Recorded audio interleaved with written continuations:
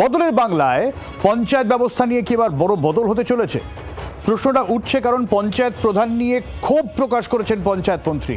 তৃণমূল পঞ্চায়েত প্রধানরা অসহযোগিতা করছেন, আইন এনে তাদের আর্থিক ক্ষমতা কেড়ে নেওয়া হবে, এমনটাই পঞ্চায়েত মন্ত্রী দিলীপ ঘোষের হুঁশিয়ারি। এবং তিনি সাফ বলছেন যে অসহযোগিতা চলছে তার রাজনৈতিক কারণে। মৌমিতা রয়েছেন আমাদের সঙ্গে, মৌমিতার কাছ থেকে গোটা বিষয়টা জানবো, কারণ মৌমিতা, আগেও দিলীপ ঘোষ ক্ষোভ প্রকাশ করেছিলেন, বলেছিলেন প্রধানরা না পালিয়ে গিয়ে কাজ করুন, ফিরে আসুন, কিন্তু একটা অল্টারনেটিভ ব্যবস্থার কথাও তিনি বললেন, সেটা কি? দেখো, বেশ কিছু ক্ষেত্রে দিলীপ ঘোষ অভিযোগ করছেন যে রাজনৈতিক কারণে এবং শুধুমাত্র বিজেপি সরকার রাজ্য সরকারকে কালিমালিপ্ত করার কারণে, যাতে বিজেপি সরকার যারা নতুন ক্ষমতায় এসছেন তাদের ঠিক মতো সঠিকভাবে করতে না পারে, কাজের অগ্রগতি সঠিকভাবে না হয়, সেই কারণে নির্দিষ্ট কয়েকজন পঞ্চায়েত প্রধান এবং পঞ্চায়েত দপ্তরের আধিকারিকরা তারা এমন কাজ করছেন যাতে কাজ আটকে রয়েছে। এবং এই সমস্ত পঞ্চায়েত প্রধানরা বিগত শাসক দল অর্থাৎ তৃণমূল কংগ্রেসের। সেই সমস্ত পঞ্চায়েত প্রধানদের জন্য হুঁশিয়ারি এবং সিদ্ধান্ত নেওয়া হয়েছে সরকারি তরফে। তিনি জানিয়েছেন যে এদের হাতে আর কোনো কিছু সই করার ক্ষমতা থাকবে না, অর্থ স্যাংশনের ক্ষমতা থাকবে না, এবং সরকারি যারা আধিকারিক রয়েছেন তাদেরকে এই ক্ষমতা দিয়ে দেওয়া হবে, যেমনটা অন্য রাজ্যের ক্ষেত্রে হয়। কারণ এই সমস্ত পঞ্চায়েত প্রধানরা কাজ করছেন না, নিজেরাও কাজ করছেন না, এবং কাজ যাতে কোনো রকম ভাবে হ্যাম্পার হয় সেই চেষ্টা চালিয়ে যাচ্ছেন। তাই আর্থিক সমস্ত অধিকার, যা সিদ্ধান্ত নেওয়ার অধিকার, তাদের কাছে আর রাখা হচ্ছে না।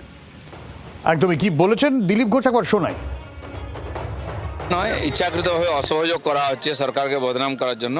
সেজন্য এই সেশনেই আমরা বিল আনবো, প্রধানদের হাত থেকে যে আর্থিক যে ক্ষমতা সই করা সেটা কেড়ে নিয়ে আমরা সেক্রেটারিদেরকে দেবো, যেটা অন্যান্য রাজ্য হয়। পশ্চিমবাংলায় কেবল প্রধানদের হাতে দেওয়া হয়েছে বলে এত দুর্নীতি, এত হিংসা হয়।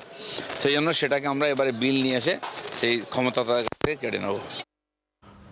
শুভময় মৈত্র রাজনৈতিক বিশ্লেষক রয়েছেন আমাদের সঙ্গে। শুভময়দা, যখন ভোটের আগে বিভিন্ন গ্রামে গঞ্জে ঘুরতে হয়, অনেক ক্ষেত্রে আমি দেখেছি এরকম বলেন যে আমি বিধায়ক হব না, পঞ্চায়েত প্রধান হতে চাই, কারণ একটা লিমিটেড অংশ খরচের ক্ষেত্রে হিসেব দিতে হয় না, এবং একাধিকবার প্রধানদের বিরুদ্ধে এই অঙ্কের আর্থিক তছরূপের অভিযোগ উঠেছে। সেক্ষেত্রে অল্টারনেটিভ কি হতে পারে বলে আপনার মনে হয়?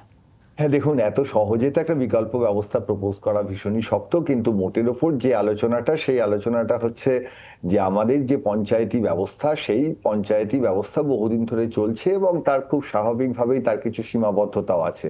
সেই সীমাবদ্ধতার জায়গাটা বর্তমান সরকার ভাবার চেষ্টা করছেন, এবং যে মূল প্রশ্নটি বারবার করে তৃণমূল রাজত্বে এসেছে সেটা হচ্ছে দুর্নীতি এবং দুর্বৃত্তায়নের প্রশ্ন। এবং সকলেই জানেন যে এই যে পুরসভা বা পঞ্চায়েত, এই সমস্ত জায়গাগুলোর মাধ্যমেই অর্থের যে শেষ অংশটুকু, সেই অংশটুকু আমাদের রাজ্যে বা যে কোনো রাজ্যেই ডিস্ট্রিবিউটেড হয়।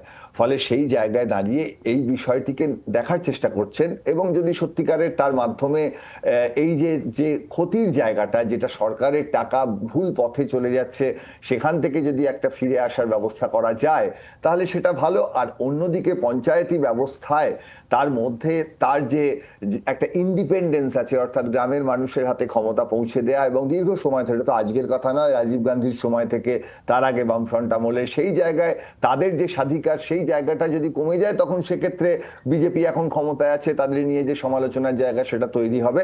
মানে আপনি বলছেন পঞ্চায়েতেও একটা প্রশাসক গোছের কিছু ব্যবস্থা হতে পারে আর কি? দেখুন, নজরে রাখার একটা খুবই গুরুত্বপূর্ণ, এটা তো বারবারই, এই নিয়ে তো কোনো সন্দেহ নেই যে পশ্চিমবঙ্গে বারবার করে আমরা দুর্নীতির কথা শুনেছি। সুতরাং এই দুর্নীতিগুলো যখন একবারে লাস্ট মাইলে গিয়ে হয়, সেটা তো সেই জায়গায় তো পঞ্চায়েত বা পুরসভাগুলো থাকে, এবং তাই নিয়ে তো কোনো সন্দেহই নেই যে প্রশ্ন কতটা উঠেছে। সেই জায়গাটায় একদিকে পঞ্চায়েতের স্বাধিকার বজায় রাখা, অন্যদিকে এই যে আর্থিক তছরূপের জায়গাগুলো দেখা, এর মধ্যে একটা ব্যালেন্স দরকার। বাংলার আওয়াজ, বাঙালির আবেগ, জি 24 ঘন্টা।